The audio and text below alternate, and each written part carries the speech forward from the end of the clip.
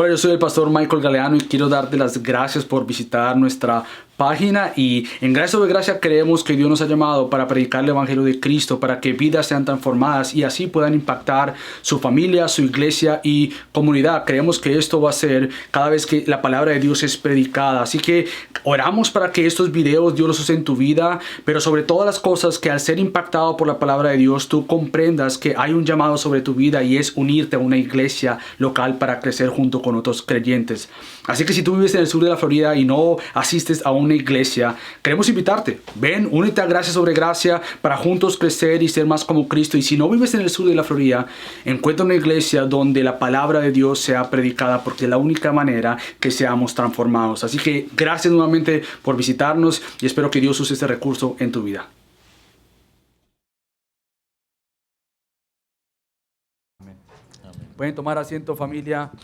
Qué gran bendición cuando cantamos canciones con peso bíblico y canciones que ahora van a ser expresadas por medio de la predicación de la palabra de Dios. Así que qué bendición continuar con ustedes, mis hermanos.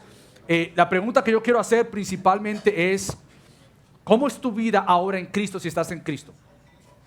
¿Cómo tu vida luce ahora que tienes nueva vida en Cristo si estás en Cristo? ¿Alguna vez te has pensado o te has puesto a pensar y preguntar: ¿realmente he tenido un antes y un después? ¿Realmente mi vida luce diferente que después de ese momento que reconocí mi necesidad de un gran Salvador? ¿O realmente lo único que hice fue hacer una oración, pero mi vida no ha cambiado? ¿O cómo yo sé que si anteriormente vivía de esta manera, ahora por gracia en Cristo puedo vivir de otra manera? La pregunta es: ¿quieres vivir una vida diferente? ¿Vives una vida diferente? Porque ahora ya es posible por lo que Cristo hizo en aquella cruz. Así que hemos visto estos dos sermones de esta serie de luminares, dos cosas hasta ahora. Hemos visto la historia de Dios. Estamos tratando de trazar la historia de Dios en la revelación bíblica, en su palabra. Entonces comenzamos viendo con el primer sermón que Dios es el creador de la vida, por lo tanto Él es el sustentador de la vida. Dijimos que si tú quieres disfrutar vida, si tú quieres realmente ver el disfrute de la vida, tienes que vivirlo bajo los buenos parámetros de Dios. Si nos salimos de estos parámetros buenos, bondadosos de Dios, no vas a disfrutar la vida por más que creas tener vida. Entonces, para disfrutarlos tienes que vivir bajo este marco de vida que Dios ha diseñado, que es bueno, perfecto y agradable y de mucho gozo. Y entonces al vivir de esta manera vas a disfrutar vida. Sin embargo, la semana pasada vimos que hay una escena en la Biblia, y es que a raíz de Adán y Eva, y después de la caída de Adán y Eva, tú y yo hemos heredado algo, y es una corrupción total. Es decir, estábamos muertos espiritualmente. Por lo tanto, nuestra inclinación de tu corazón en mi corazón, al ver estos buenos parámetros de Dios, decimos: no, no es por ahí, es mejor por este lugar. Yo sé que yo quiero tener vida y todos buscamos vida. Yo quiero buscar felicidad, gozo, paz. Quiero sentirme que soy amado. Y tú y yo, después de la caída de Adán y Eva, hemos heredado un corazón pecaminoso que se inclina hacia ese pecado, y por lo tanto nos desviamos de este buen propósito de Dios, y desafortunadamente vivimos creyendo las mentiras y no vivimos creyendo la verdad de Dios. Esto nos pasa a todos. Sin embargo, en la historia de Dios, ahora nos vamos a mover unos cuantos años más adelante. Vemos que Dios a lo largo de su historia ha revelado que su plan no era dejar la creación y los seres humanos en una situación caída, o en una condición caída, o muertos espiritualmente. Hoy vamos a encontrar que ante este plan soberano de Dios, Él tiene un plan eterno que siempre ha planeado, que siempre lo llevó a cabo en su mente y ahora lo ha ejecutado en la persona de su Hijo Jesucristo. Él vino a traer esta obra de redención. Él vino precisamente a cumplir lo que el Padre eternamente había planeado, y era que Dios mismo tendría que salvarnos de Él mismo. Ante una situación como la de Adán y Eva, ante un corazón que busca salirse de los buenos parámetros de Dios, Dios en su plan soberano y eterno siempre planeó que después de la caída eternamente Él había planeado la salvación de tu corazón y la salvación de mi corazón.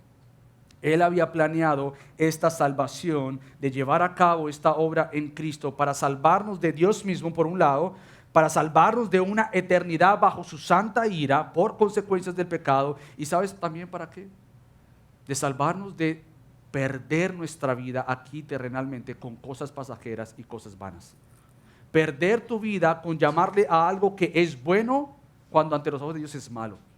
Perder tu vida, sea los años que Dios te dé, sea que Dios te permita llegar a ser una persona mayor, ya con canas, y mirar hacia atrás y decir, he perdido 70 años de mi vida, 80, 90, o he perdido 10 años de mi vida, 15 años de mi vida, 25 años de mi vida. Dios te ha salvado para que entonces tú y yo disfrutemos lo que Él nos ha dado, que es vida, por lo que Cristo hizo dando su vida. Entonces ahora nos movemos a este cuadro, que es el plan de la redención de Dios para salvar tu vida. Así que con esto en mente, quiero que vayas a Efesios, y otra vez nos vamos a movilizar unos cuantos años adelante en la historia de Dios. De Génesis saltamos a Efesios, y han pasado muchos años para Dios revelar este plan eterno. Así que ve conmigo a Efesios capítulo 2, y vamos a ver unos versículos que todos conocemos, los versículos del 1 al 10, y esto es lo que Pablo dice.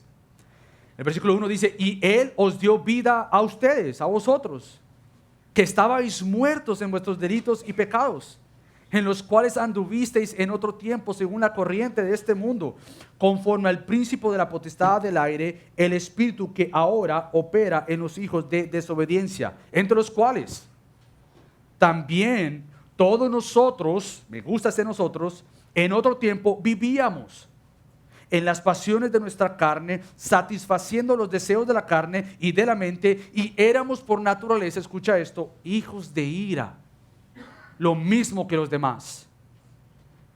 Y este próximo versículo quiero leerlo con un énfasis en esa conjunción, pero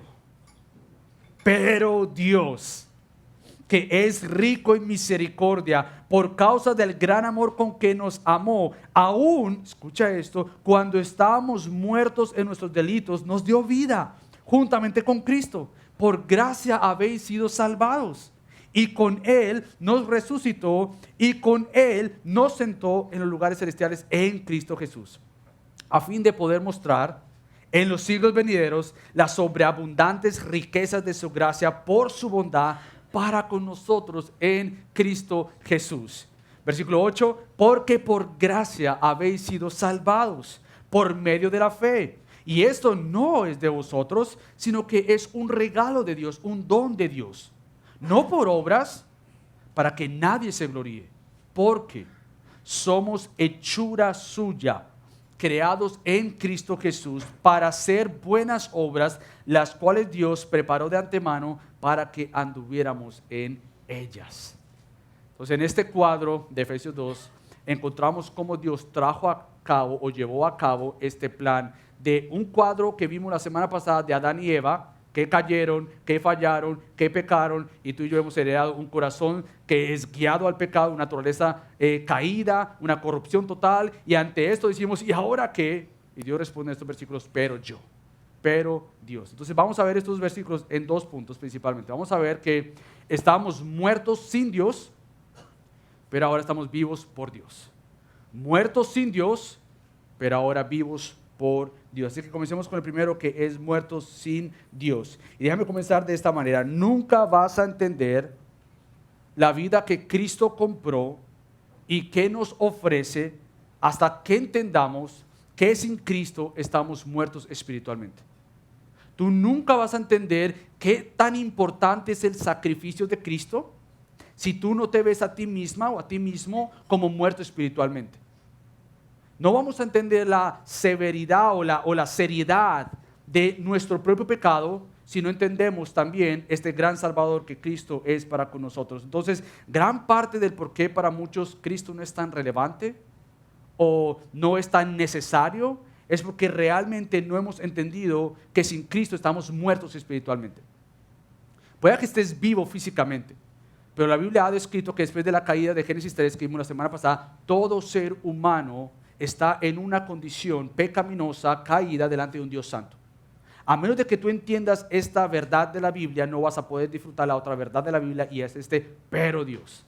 Hay una situación antes de Cristo, pero por Cristo hay una nueva situación por Cristo. Y hasta que no entendamos esta, no vamos a disfrutar la salvación que Cristo ha comprado para tu vida.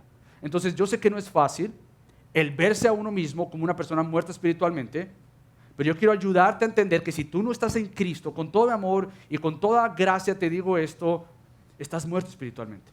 Y antes de tú llegar a una conclusión y decir, no, yo no estoy muerto espiritualmente, yo quiero que podamos entender por qué estamos muertos espiritualmente sin Cristo. Pero para todos aquellos que ya están vivos en Cristo, yo quiero llevarte a entender de dónde Cristo te rescató.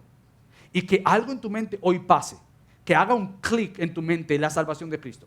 Que haga este cambio de yo estando aquí, ahora estoy aquí, y que tú puedas ver cómo en Cristo hay un antes y un después.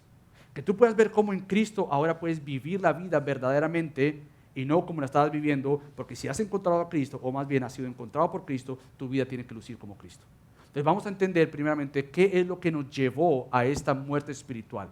Y Pablo lo explica ahí mismo en el versículo 1, que estamos muertos en nuestros delitos y pecados. Entonces, para entender realmente qué fue lo que nos llevó a esta muerte espiritual, tú tienes que entender estas dos palabras: transgresiones o delitos y pecados. Así que déjame explicarte primero esta transgresión o delito que está en la versión de las Américas, pero mayormente es traducida como transgresión. Así que déjame definir transgresión y pecado para que tú entiendas la seriedad de tu condición sin Cristo. Entonces vamos a ver primero qué es la transgresión o qué es esto que Pablo traduce, la Biblia traduce aquí como delitos, pero es mejor traducida como transgresión. Transgresión, ¿sabes qué significa?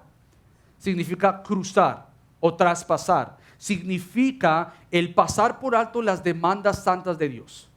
Por ejemplo, ¿cómo se ve esto? Bueno, Dios dice, enójense o airaos, pero no pequen.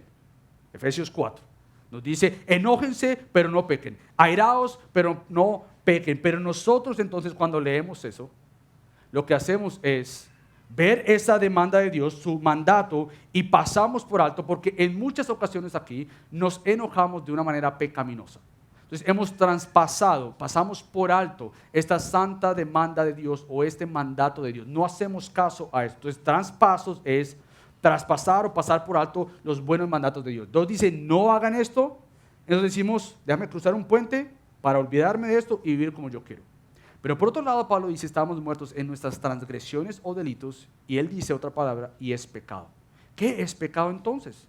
Si transgresiones es pasar por alto la ley de Dios, ¿qué significa que estamos muertos en nuestros pecados? Bueno, una manera práctica, rápida de resumir lo que es el pecado o los pecados es esta falta de llegar a una marca. Es decir, Dios tiene un estándar de justicia, un estándar de santidad, un estándar de verdad, y cuando nosotros vemos esto, lo vemos tan alto que nosotros no podemos llegar a ese estándar. Es decir, pecado significa el quedarse corto de la marca o no cumplir lo que Dios pide. Por ejemplo, Dios dice, sed santos, porque yo soy santo. Dios dice, hagan todo para mi gloria, porque esto es bueno. Y entonces lo que encontramos es que ante estos mandatos de Dios, de sed santos, porque yo soy santo, nosotros vemos esos mandatos de Dios y decimos, es imposible. Yo no puedo llegar a ser como Dios. Es más, no quiero llegar a ser como Dios en cuanto a su santidad y vivir conforme a Él, a menos de que algo pase en mi corazón. Pero cuando vemos esto, pasamos por alto, pasamos por alto esas transgresiones y delitos, pero por otro lado nos quedamos cortos ante las justas demandas de Dios. Dios dice, sed santos, y nosotros decimos, es imposible. Con un corazón guiado al pecado, que cede ante las tentaciones, nosotros fallamos entonces, no simplemente en no cumplir la ley de Dios, pero en nuestras propias fuerzas no podemos cumplir las justas demandas de Dios. Entonces, sin Cristo, somos personas muertas espiritualmente, que no simplemente pasamos por alto las demandas de Dios, es decir, creamos nuestro propio estándar de justicia, nuestro propio estándar de verdad, y decimos a Dios, no, esto es demasiado, eres muy exagerado, yo vivo mejor de esta manera. Por otro lado, encontramos las demandas de Dios y decimos, de aquí a allá yo no puedo llegar, allá hay mucha santidad y aquí no hay tanto deseo por buscar esa santidad, entonces yo tomo otro camino en vez de seguir el camino de Cristo. Entonces, quedamos cortos y traspasamos la ley de Dios. Lo que hace Hoehner, un teólogo que se leía esta mañana, es darnos un resumen de estas dos que me gustó mucho. Él dice, estas dos, transgresiones y pecados, son sinónimos que muestran un paso deliberado, es decir, un paso intencional. ¿De qué? Un paso intencional y consciente en contra del Dios Santo. Tú pecas no porque alguien te hizo pecar, tú pecas porque quieres pecar. Tú vas en contra de Dios no porque tú no quieras ir en contra de Dios y de repente pues hay algo ahí que no sabemos qué más es afuera tuyo. No, tú vas en contra del buen diseño de Dios, del buen parámetro de Dios, porque realmente creemos que nuestra agenda, nuestra manera de ver la vida es mucho mejor que lo que Dios dice. Si Dios dice algo, yo busco la manera de ver cómo puedo medio cumplirla o ignorarla o crear una nueva manera. Somos por naturaleza criaturas que pasamos por alto las leyes de Dios o las demandas de Dios y nos quedamos cortos de las demandas del Dios Santo. Por lo tanto, esta es la condición de una persona sin Cristo. Es decir, esa es la condición si tú no has reconocido que necesitas un Salvador, que te perdone tus pecados, y esta es la condición si tú no has entendido que necesitas arrepentirte de tus pecados y de vivir bajo tu propio marco de vida, la vida que Dios te ha dado, en vez de vivir la vida que Dios te ha dado conforme la vida que Dios quiere que vivas. Entonces, hasta que no entendamos cómo vivimos fuera del marco de Dios y nos arrepintamos de esto, ¿sabes qué va a pasar? Vamos a querer buscar salidas de nuestra condición actual, sea con problemas en el trabajo, problemas en la familia, cualquiera que sea tu situación, tú vas a querer escapar de este mundo quebrado por tus propios méritos o buscando algo más. Quizás si yo logro algo que me dé mejor identidad, quizás si yo logro poder tener este título, me voy a sentir mejor. No, has hecho de un título un propio salvador que no te va a salvar.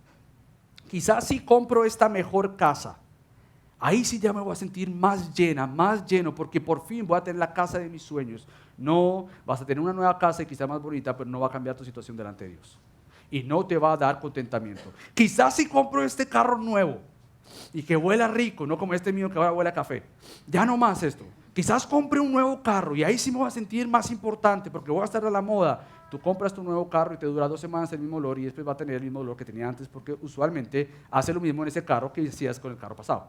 Entonces, no hay maneras que realmente vamos a salir de este mundo sin nosotros buscar lo que Dios ha diseñado para este mundo, y esto incluye tu propia vida.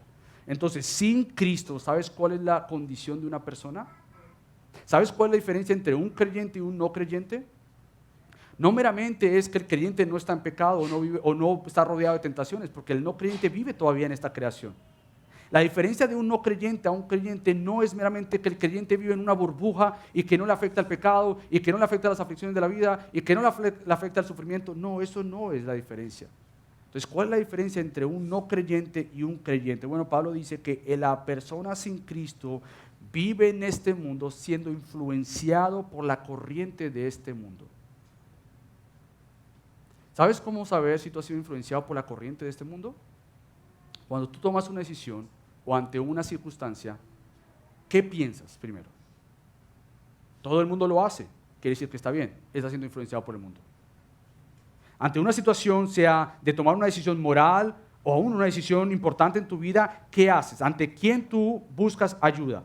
¿O te sometes a Dios o buscas quizás lo que está de moda ahora? Entonces, eso es lo que yo quiero. Bueno, muy seguro, entonces estás siendo influenciado por la cultura. ¿Ante quién cedes? ¿Lo que tu propio corazón quiere o bajo lo que Dios ha dicho que debes vivir la vida? Entonces, para saber cuán influenciado has sido o estás siendo por la cultura o por tu propio corazón, tú tienes que poner una marca y decir, ok, déjame ver si esto está conforme a la palabra de Dios. Si no está conforme a la palabra de Dios, entonces estoy siendo controlado por mi propio corazón fuera de Cristo o por la cultura que tiene una agenda y es ir en contra de lo que Dios mismo ha dicho. Y eso es lo que Pablo dice aquí cuando dice que estamos y andamos según la corriente de este mundo, según el marco de vida que el mundo te presenta, según el marco de dirección que el mundo y la cultura y tu propio corazón dicen. Entonces, por ejemplo, el marco de la cultura te dice, esto es bueno ahora.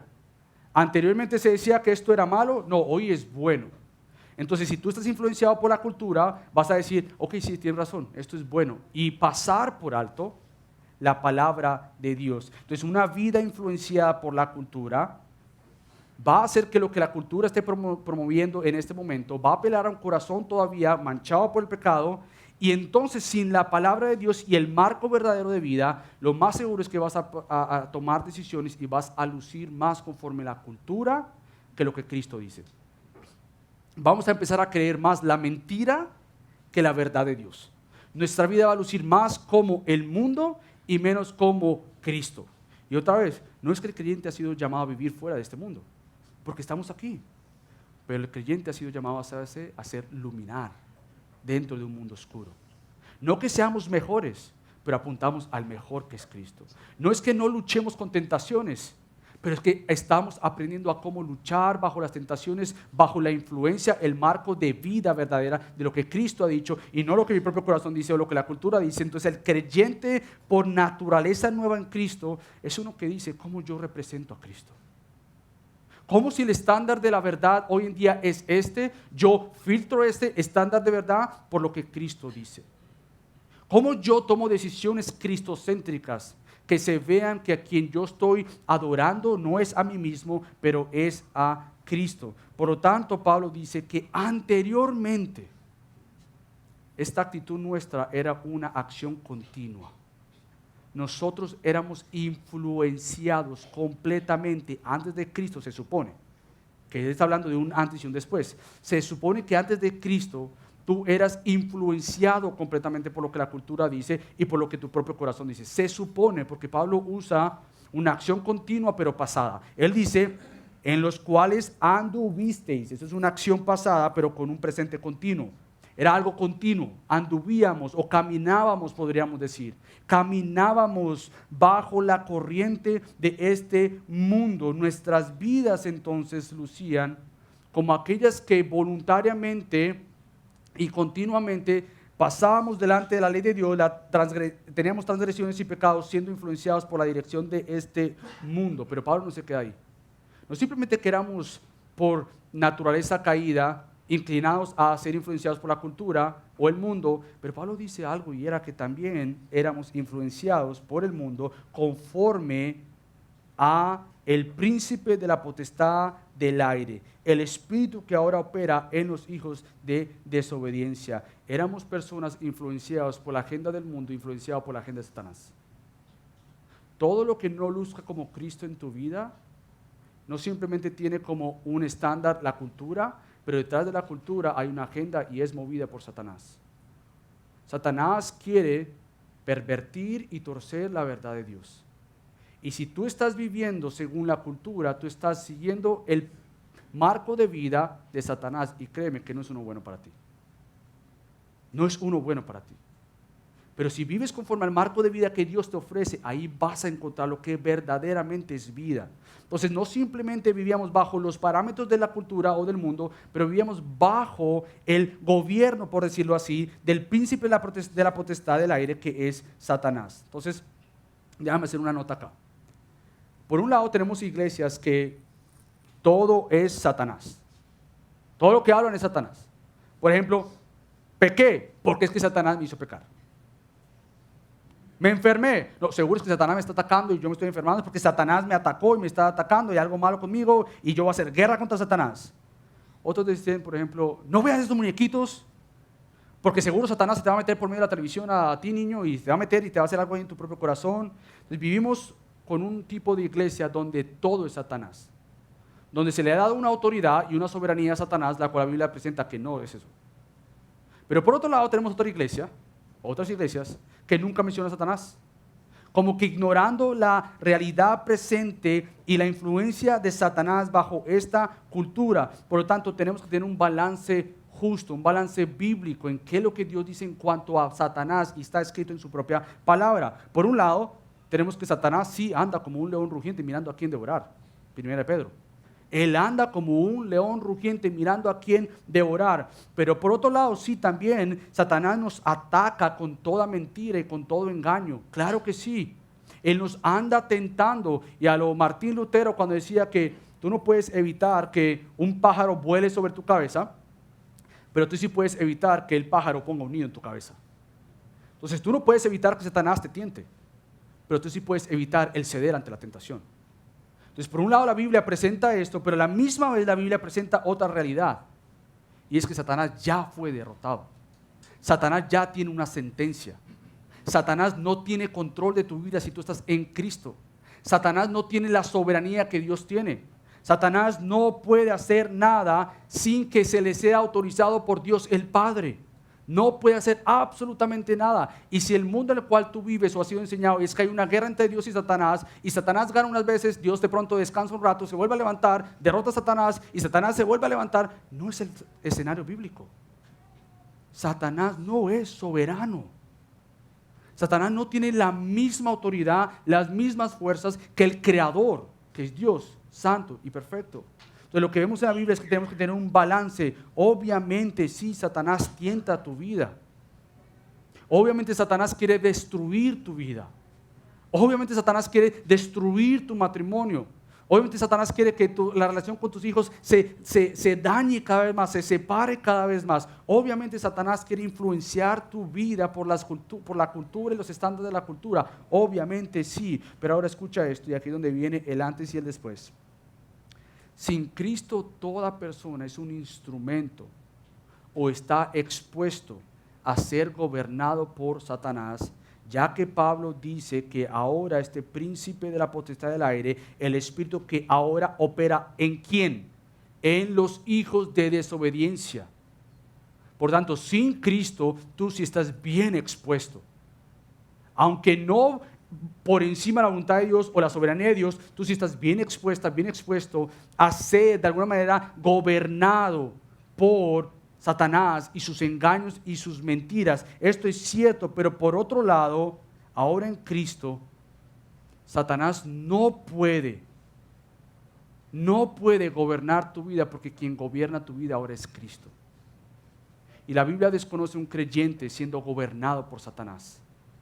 La Biblia desconoce que hay un creyente que ha profesado a Cristo, se ha arrepentido de sus pecados y que de alguna manera esté en la mitad. No, Pablo mismo en Colosenses dice que Dios nos ha trasladado del reino de las tinieblas al reino de su Hijo amado.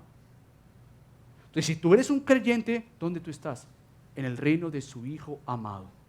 Entonces, no que Satanás no te va a tentar, pero que ahora por la gracia de Dios en Cristo, quien gobierna tu vida y debe lucir en tu vida es Cristo. Anteriormente, tú y yo entonces éramos dirigidos por nuestro pecado, que Satanás usaba para engañarnos con falsas promesas que apelaban a un corazón dado a pecar, un corazón de piedra, apelando a la mente y a nuestra conciencia para buscar esas transgresiones y pecados. Y por eso dice que la consecuencia de esto, dice Pablo, éramos por naturaleza hijos de ira. Yo sé que modernamente quizás tú nunca has escuchado esto en muchos púlpitos, porque no nos gusta hablar de que éramos por naturaleza hijos de ira. Pero nuevamente, si tú estás en Cristo o no estás en Cristo, ¿de qué va a servir venir a Cristo? ¿Qué hay antes y después? Pero Pablo dice, por naturaleza éramos hijos de ira, bajo la santa ira de Dios. Él tenía que castigar el pecado y el pecador, porque Dios, siendo santo y perfecto, no puede hacerse el que no ha visto el pecado. Si Dios es Dios y Él es santo, Él tiene que castigar el pecado. Si Él deja de castigar el pecado, entonces deja de ser Dios. Pero Dios justamente tiene que castigar el pecado. Por lo tanto, Pablo dice, éramos por naturaleza hijos de ira. Y Dios entonces, todo aquel que vive bajo el marco de vida diferente al marco de vida de Él, está en rebelión o en rebeldía contra Él, y Dios tiene que castigar el pecado y al pecador. Si Él no castiga ese pecado, deja de ser Dios. Y por eso es que la Biblia puede presentar esto tan serio. Pero la Biblia no se queda ahí. Y por eso es que el versículo 4 es tan importante. Si en el versículo 3 Pablo dice, entre los cuales también nosotros en otro tiempo vivíamos en las pasiones de nuestra carne, es decir, vivíamos obedeciendo los deseos de la carne contrarios a Dios, satisfaciendo los deseos de la carne y de la mente, y por consecuencia éramos hijos por naturaleza de ira, lo mismo que los demás, pero no te quedes ahí. Esto es lo precioso, parte de lo precioso de la palabra de Dios, que ante una realidad Él te presenta una gran provisión suya. Si éramos hijos por naturaleza de ira por nuestra rebelión contra Dios, el versículo 4 dice, pero Dios. Y si tú estás entendiendo lo que ha estado pasando, antes y después, cuando tú lees el versículo 4, lo que tiene que hacer tu corazón es saltar y decir, oh, mis fallas son muchas, pero su gracia es mayor. Si no entendemos pero, no lo veas meramente como una conjunción que transiciona a otro versículo. Pero Dios, no, espérate. Pero Dios, ahora de estar muertos sin Dios, ahora estamos vivos por Dios. Y esto es obra de Dios. El de estar de una condición a pasar a otra condición. Y por eso, querido creyente, esta es tu vida ahora. Ahora tú puedes decir, ¿qué es lo que ha pasado en mi vida? ¿O qué es lo que yo quiero ver en mi vida? Bueno, un cambio radical, de que estábamos muertos en nuestros delitos y pecados, pero Dios, y así es que como comienza este versículo 4, cuando encontramos un contraste entre una situación de tu vida antes de Cristo, antes de Dios, ahora situación nueva por Cristo y por Dios, de una situación de muerte a una situación de vida, de una situación ahora poder decir verdaderamente he conocido la misericordia de Dios que me ha amado con un gran amor. Si nosotros no entendemos la primera situación, el evangelio no va a ser relevante para ti o necesario para ti. Si tú te has preguntado anteriormente, ¿y por qué Dios tuvo que enviar a su hijo a morir? ¿Y por qué realmente Cristo murió? Yo no sé, pero yo creí en Cristo, pero yo no entiendo por qué Él realmente pasó por eso, pobrecito. ¿Y tú no entiendes la gravedad de tu pecado? ¿Y no entiendes este pero en tu vida? Al leer esto tú tienes que decir, entiendo ya.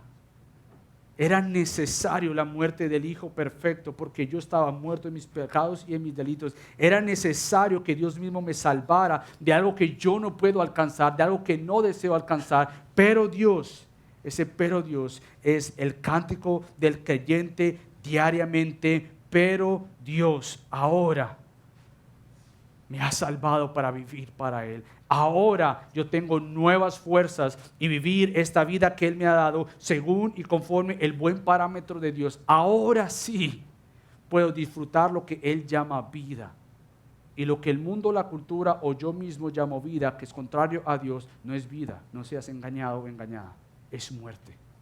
Pero ahora con ojos espirituales tú puedes ver que realmente hay vida y movilizarnos entonces, no simplemente a adorar a Dios, pero a hablar de Dios.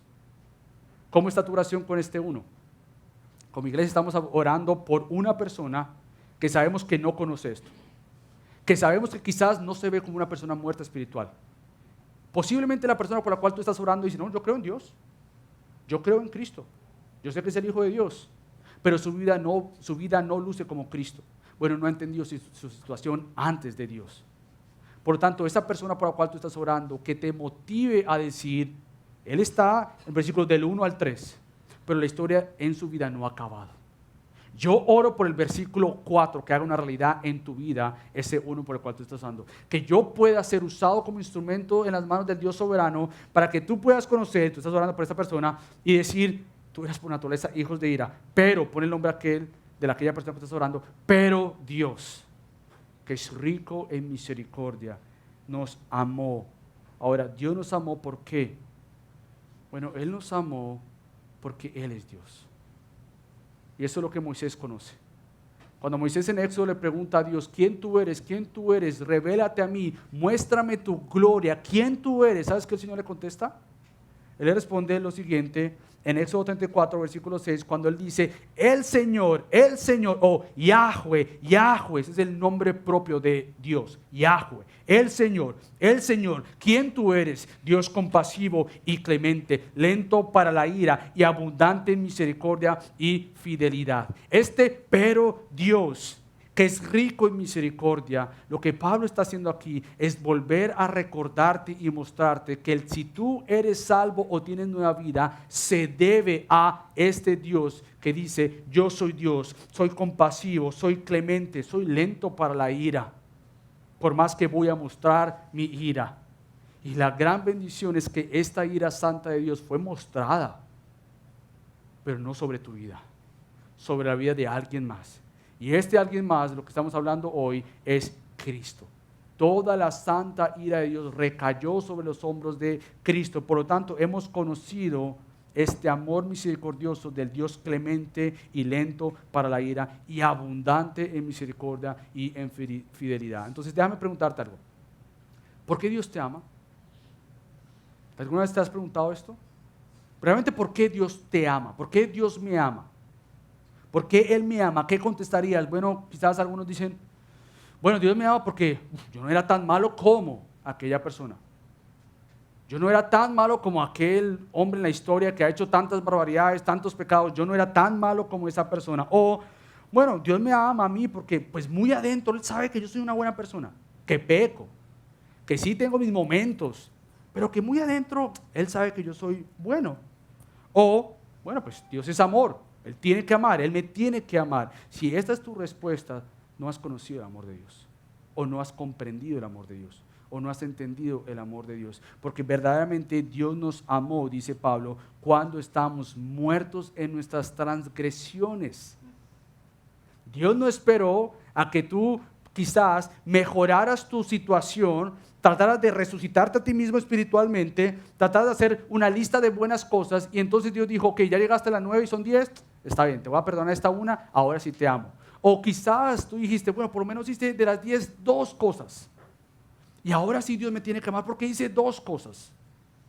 Bueno, Pablo dice que Él nos amó en Romanos 5, dice lo siguiente, y es uno de mis versículos favoritos, en el versículo 8 al 10. Pero, nuevamente, Pablo le encanta esta conjunción, pero Dios demuestra su amor para con nosotros cuando estábamos 80% buenos. No.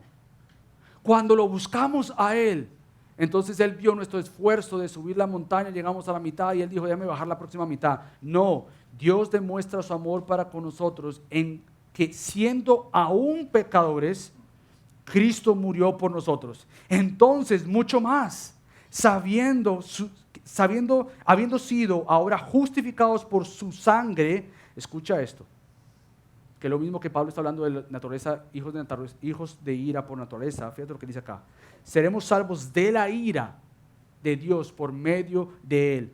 Porque si cuando éramos enemigos, fuimos reconciliados con Dios por la muerte de su Hijo, mucho más, habiendo sido reconciliados, seremos salvos por su vida. Entonces, Cristo nos ha dado vida y nos ha salvado por amor. Entonces, Dios nos amó a nosotros porque Dios nos quiso amar. Nadie le dijo a Dios, ámame, Él extendió su amor. Nadie quiso cambiar su situación del 1 al 3. Y ahora si sabes que ya no quiero ser más hijo por naturaleza de la ira de Dios, ahora quiero ser un hijo del amor de Dios. Entonces, ¿qué hago, Dios? No, Dios mismo inició esta obra que Él mismo había planeado. Y esta es la obra nuevamente que estamos tratando de explicar hoy, y es esta redención que Cristo nos ha dado. Él nos ha redimido.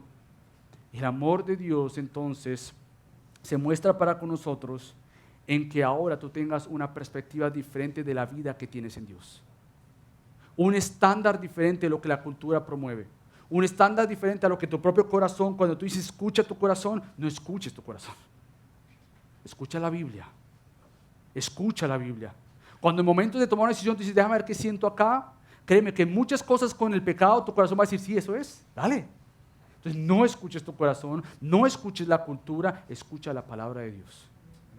Porque entonces así el marco de vida que Dios ha diseñado en su palabra va a ser entonces disfrutado por ti y para mí, para vivir entonces conforme los buenos propósitos y los buenos planes de Dios. Entonces ya no estamos siendo dirigidos por la corriente del mundo. Ya ahora tienes ojos para ver. Ya ahora tienes los lentes del Evangelio de Cristo, para lo que quizás tú aún puedes decir que disfrutas, pero es contrario a Dios. No le llames disfrute a eso porque no es disfrute. Puedes tú mismo sentir placer, gozo haciendo esto, pero no es un placer y no es un gozo verdadero. Puedes sentir aún mismo paz, ¿no? Yo hago esto y no siento nada acá. Bueno, con Cristo ahora tú tienes un estándar diferente, con un placer diferente, un deleite diferente, un gozo diferente, una paz diferente, y todo esto viene de la fuente perfecta que es Dios. Si estás buscando paz, satisfacción, gozo, felicidad, propósito, fuera de los propósitos de Dios, no vas a encontrar absolutamente nada de esto. Vas a encontrar entonces siendo influenciado y dirigido nuevamente por la corriente de este mundo, pero ahora tenemos la gran oportunidad, ¿sabes para qué? Para tener un matrimonio según el plan de Dios. Ahora sí.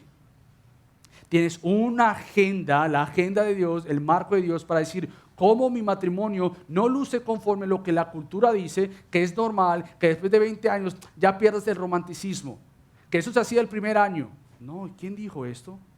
¿Sabes? Alguien me dijo una vez, cuando estábamos comprometidos con Gaby y nos íbamos a casar, y recuerdo que alguien me dijo, ¿estás muy contento, verdad? Yo, sí, feliz. Y en unos meses me voy a casar por fin. Eso es porque estás ahorita comprometido, pero cuando te cases, esa felicidad te va a ir. Y yo recuerdo con mucha gracia, la verdad no sé si lo dije con mucha gracia, pero con mucha verdad le dije, ¿sabes qué? Esa es la mentira de Satanás que yo no quiero creer. Yo no quiero creer esa mentira satánica. Yo no quiero creer en esa mentira. No que mi matrimonio siempre es perfecto y feliz, porque no lo es. Pues yo no voy a creer en esa mentira que después de tantos años uno de matrimonio ya, eso no importa, eso era cuando éramos novios. No, espérate. Dios te ha llamado a un estándar diferente, aún por encima del que tú mismo quieres. Dios te ha llamado a tener un matrimonio que otros vean y no digan, wow, este matrimonio es perfecto. No es perfecto para nada, pero que tú digan y ellos digan, ese matrimonio está siguiendo bajo el parámetro del perfecto Salvador. También vivimos una nueva vida ahora para entonces criar a nuestros hijos según el diseño de Dios. Es que yo no crecí con un papá, es que yo no crecí con una mamá, o es que a mí nunca me mostraron esto en casa. Eso es cierto y está malo, pero no puedes repetir lo malo. Es cierto, quizás tú nunca creciste con un papá y saber qué es papá, saber cómo yo crío a mis hijos, cómo los educo, qué les enseño, qué no les enseño, pero no es una excusa para decir, bueno, yo no sé qué es esto, porque ¿sabes qué? Tu papá y tu mamá quizás no te lo enseñaron, pero tu Padre Celestial te lo ha enseñado. No simplemente en cuanto a nuestro matrimonio, pero también como padres, pero también Dios te ha llamado ahora a usar tu soltería como un instrumento para la gloria de Dios. ¿Tú eres soltero?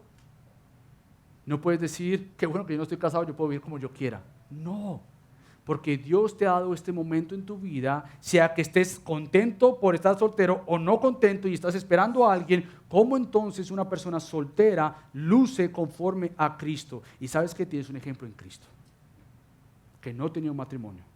Y sabes que tienes un ejemplo en el apóstol Pablo, cómo el apóstol Pablo usó el ser soltero para movilizar el evangelio de Cristo. Entonces tú ahora tienes un marco de vida, sea que estés casado o no estés casado, tengas hijos o no tengas hijos, de decir, cómo esta vida que yo tengo ahora, si soy soltero, luce para Él, cómo yo espero para Cristo y no uso mi soltería para hacer lo que yo quiera, pero cómo Dios me ha dado este tiempo para prepararme y llegar a ser un día, si Dios permite, si Dios quiere, la esposa conforme Cristo, el esposo conforme Cristo. No pierdas tu soltería. Tienes grandes oportunidades para ahora trabajar en tu corazón antes de entrar a un matrimonio y entrar con toda esta maleta que has traído y vas a traer al matrimonio, pero puedes aprender cómo luce una persona que está soltera para vivir conforme a Dios y los buenos planes de Dios. ¿Cómo usas tus talentos? Todos aquí, no importa la edad que tengas, tenemos talentos. Todos, absolutamente todos aquí. Y la pregunta nuevamente es cómo estás usando esos talentos para Dios. Si Dios te los dio, esos dones para Dios. En los devocionales que estamos enviando todas las mañanas, estamos en este estudio de 1 Corintios 1 al 14 por ahora, y estamos viendo que el apóstol Pablo dice, si tú no estás usando los dones de Dios según dados a ti por la buena mayordomía de Dios, tú no estás amando correctamente. No estás amando. Porque así como necesitamos el dedo para poder la mano moverse, un dedo separado de la mano va a morir. Y Pablo dice, la motivación detrás de mis dones y talentos es el mostrar amor. Porque si aún yo muestro mis dones sin amor, estoy haciendo absolutamente nada. Él le llama, estoy haciendo ruido. Entonces, ¿cómo usamos nuestra vida que ahora sí tenemos para entonces vivir? Ahora sí puedes vivir. Ahora sí tú puedes disfrutar la vida, no sin problemas, no sin tentaciones, pero realmente el sentir el placer que viene de obedecer a Cristo. Si tú has obedecido a Cristo, yo espero que esa obediencia no te haya llevado a una tristeza. Y dice, es que me toca obedecer a Cristo, es verdad que yo no puedo hacer esto. Verdadera obediencia a Dios trae verdadera satisfacción en Dios. Cuando tú obedeces a Cristo en las áreas que tú sabes que no estás obedeciendo y lo obedeces a Él, ahí realmente dices, esto es vida. Esto verdaderamente es vida. Esto verdaderamente es seguir viviendo conforme a Dios. Entonces, ¿cómo fue que Dios te dio esta vida? Si hemos estado hablando tanto de este marco de vida, ¿cómo fue que Dios te dio a ti esta vida que ahora profesas tener por Cristo? ¿Sabes cómo Él la dio? Él la dio entregando a su Hijo por ti. Si hemos visto la creación y hemos visto la caída, hoy estamos hablando de la redención de Cristo. Él se dio a sí mismo para entonces darte vida, un intercambio del que no tenía vida, el que tenía vida dio su vida por aquellos que no teníamos vida y nosotros hemos recibido algo que no teníamos. Y es esta vida comprada por Cristo. Entonces la redención, ¿sabes qué es? Es este plan eterno de Dios. Dios no planeó la redención o la salvación o el rescate después de que vio a Adán y Eva pecar, como vimos la semana pasada, y dijo, ahora ¿qué voy a hacer? Tengo que inventarme algo porque Adán y Eva han arruinado mi plan, han pecado, no me han obedecido, no han vivido bajo el marco de vida que yo les he dicho. ¿Ahora qué hago? Bueno, yo soy Dios, yo tengo que tener algo. No. Cuando tú lees Efesios 1, te das cuenta que el plan de redención siempre ha existido en la mente eterna de Dios. Que el plan de salvación es el plan de Dios de rescatar, de obrar salvación por medio de su Hijo, llevar a cabo la salvación a su iglesia y por su iglesia. Llevar a cabo los pecados de su iglesia y así cumplir las justas demandas de Dios, satisfacer la santa ira de Dios en Cristo. Esto es la obra de la redención. Que Dios ha planeado tu salvación, que Dios ha planeado tu rescate, el aplacar esta santa ira de Dios. Entonces ahora, estando en Cristo por gracia, somos salvos por su gracia. Por eso es que es imposible que ahora una persona que ha sido rescatada y salvada por Dios diga que de alguna manera fue salvado o salvada por algo bueno que él haya hecho. Si has entendido el versículo del 1 al 3, no hay absolutamente nada que tú hayas contribuido a tu salvación. Lo único que nosotros contribuimos a nuestra salvación es nuestro pecado. Y Cristo por gracia nos salvó a nosotros. De estar muertos ahora tenemos vida. De tener muerte espiritual ahora tenemos vida espiritual, para que entonces ahora miremos a lo que Dios está haciendo. Y esto es lo que veremos en la próxima semana sobre la glorificación de Dios. Dios nos salvó para llevarnos a gloria con Él. Dios nos perdonó para entonces disfrutarlo a Él por el resto de la eternidad. Y esto es lo que vamos a ver la próxima semana. Dios es rico en misericordia. ¿Y sabes qué es misericordia? Misericordia, cuando decimos que Dios es rico en misericordia, estamos diciendo que Dios no nos dio lo que nosotros merecíamos. ¿Y sabes qué es esto? La santa ira de Dios. Una eternidad separado de Dios en el infierno, separados de Él, pero Él dijo, yo soy un Dios misericordioso. ¿Qué es? No te voy a dar lo que tú mereces. Mi castigo, mi santidad, mostrando su santa ira, pero esto va a ser puesto en el Hijo. Ahora, ¿qué significa que Dios sea rico en gracia? Es darte algo que tú no merecías. Salvación, perdón. Si la misericordia de Dios dice, no te voy a dar lo que tú mereces, sino que ha sido puesta en Cristo, la gracia dice, te voy a dar lo que tú no mereces, que es perdón, que es salvación, que es reconciliación. Nuestro Dios es rico en misericordia y abundante en gracia. Por lo tanto, Él es el merecedor de nosotros poder venir a Él y decir, no porque fui inteligente, no porque una mañana me desperté diciendo, ¿qué hago para ganarme el favor de Dios hoy? Nada de esto te llevó a salvación. Lo que te llevó a salvación es la misma gracia y misericordia de Dios que te impulsó por medio del Espíritu Santo para abrir tu corazón, darte un corazón de carne, quitar la ceguera espiritual y despertar un día y decir, yo no tengo vida, yo quiero vida. Y en Cristo absolutamente se halla esta vida. Por lo tanto, si tú tienes esta vista espiritual, tienes nueva vida para desear más a Cristo. Pero si de pronto tú todavía estás nublado y no entiendes la salvación, ruega a Dios que Él te dé vida. Ruega a Dios que Él dé un cambio de corazón y digas, yo necesito el Salvador Cristo, que me perdone mis pecados para que yo me arrepienta de mis pecados y confiese que solamente Cristo es quien me da vida, porque ahora soy hechura suya. Todo aquel que ha recibido el rescate, la liberación y la salvación de Dios es una persona que se caracteriza por dar buenos frutos por Dios. Tu vida tiene que caracterizarse. Si tú dices tener vida, tu vida tiene que dar frutos, evidencias de esto. Y por eso es que Pablo dice que Él nos salvó por gracia, que Él nos sentó en sus lugares celestiales en Cristo Jesús, esta glorificación futura que vamos a ver, a fin de mostrar esta sobreabundante riqueza de la gracia de Dios. Por gracia haber sido salvos, no por obras. Y el versículo 10, porque somos hechura suya, creados en Cristo Jesús para hacer buenas obras. Las buenas obras tuyas no te salvan, pero las buenas obras tuyas, creadas por Dios en Cristo, muestran que eres salvo. No son la base de tu salvación, son el fruto de la salvación. Por tanto, un creyente verdadero tiene que estar buscando frutos, evidencias de que Él está vivo, de que de una condición muerta ahora está vivo. ¿Qué frutos estoy dando y mostrando que hay un antes y un después? en la vida del creyente. Hay un antes y ahora es un después. Y por eso Pablo puede hablar de que anduvisteis, tiempo pasado. Por naturaleza eras hijos de ira. Por naturaleza estabas dado a vivir conforme la corriente del mundo. Eras.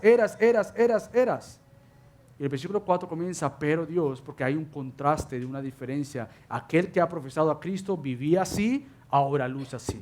Aquel que ha profesado a Cristo ya no vive de esta manera porque ahora dice creer en Cristo. Y esto es algo que quiero explicarte. La salvación sí tiene una implicación pasada.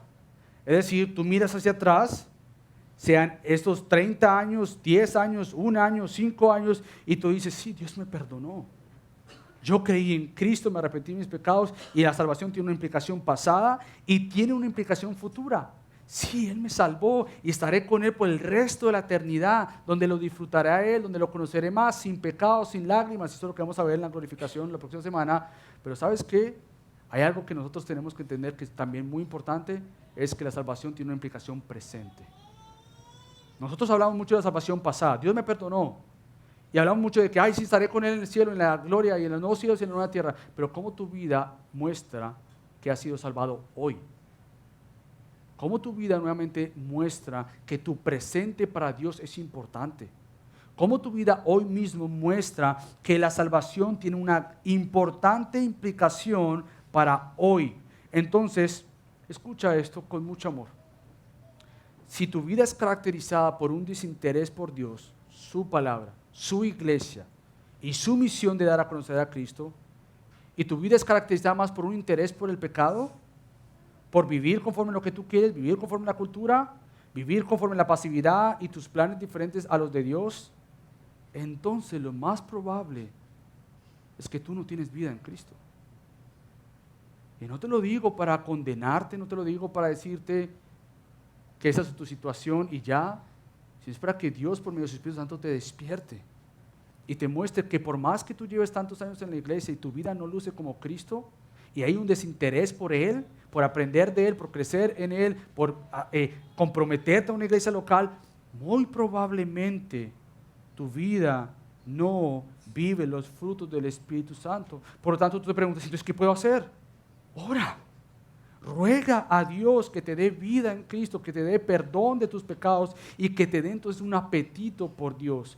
Ahora, si tú dices, bueno, esa no es mi condición, quizás tu condición es una que sí carece por un deseo de Dios, por su palabra, no completamente, no siempre, su iglesia y su misión, pero muy adentro y tú sabes que está mal, el llamado es arrepiéntete de este estilo de vida.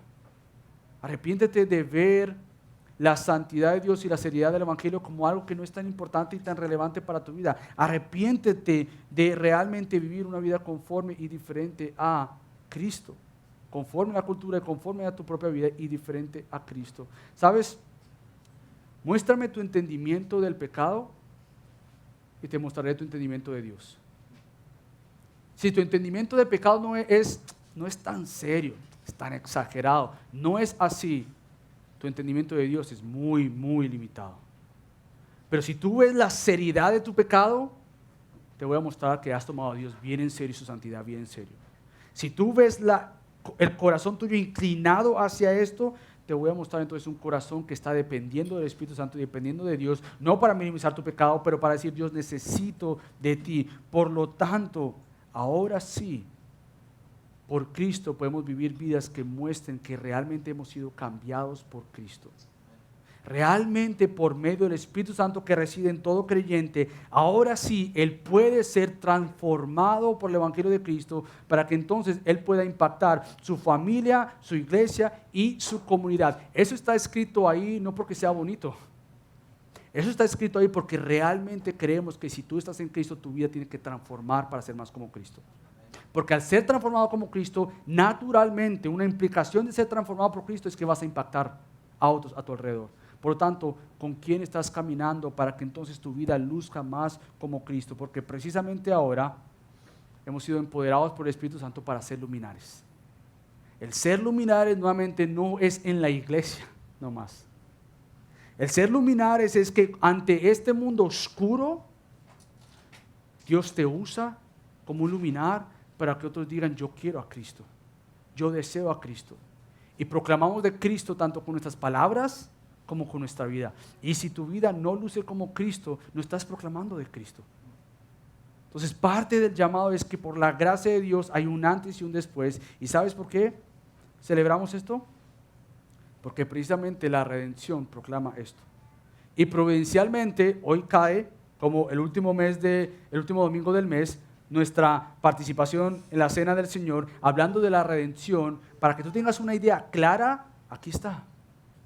La sangre de Cristo fue derramada por tus pecados, para limpiar tu conciencia y tus pecados. Y el cuerpo de Cristo fue entregado para que bajo su cuerpo y en su cuerpo toda la santa ira de Dios fuera derramada en su cuerpo y tus pecados fueran clavados en esa cruz en el cuerpo de Cristo, y entonces ahora sí tienes vida. Así que yo voy a pedirte que después de yo orar, voy a darte unas instrucciones y después vamos a pasar a celebrar esta santa cena. Así que déjame orar.